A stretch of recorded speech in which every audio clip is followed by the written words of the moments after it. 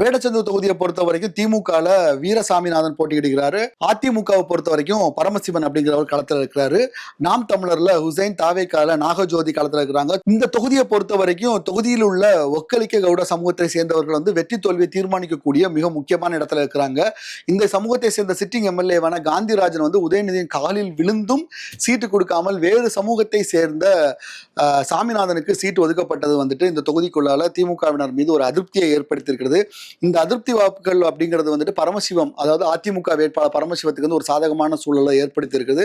நம்ம ஏற்கனவே சொல்லிட்டு இருக்கிறோம் இல்லையா, தாவேகா ஃபேக்டர். அந்த தாவேகா ஃபேக்டரும் சரி, ஒரு நாம் தமிழர் வாக்குகளும் சரி, இந்த ரெண்டுமே பாத்தீங்கன்னா திமுகவுக்கு ஒரு பின்னடைவை ஏற்படுத்துகிறது. இந்த இக்குவேஷன்ல பிளஸ் இங்க பாஜகவுக்கும் வேடசந்தூர்ல ஒரு சின்ன சப்போர்ட் அதிமுகவுக்கு கிடைக்குது. ஸோ அந்த வாக்குகள்லாம் கன்சாலிடேட் ஆகி வரும்போது வேடச்சந்தூர் தொகுதியை பொறுத்த வரைக்கும் அதிமுக வேட்பாளர் பரமசிவம் வெற்றி பெறுவதற்கான சூழல் உள்ளது அப்படிங்கிறது தான் நம்மளுடைய சர்வே முடிவுகளில் வருது.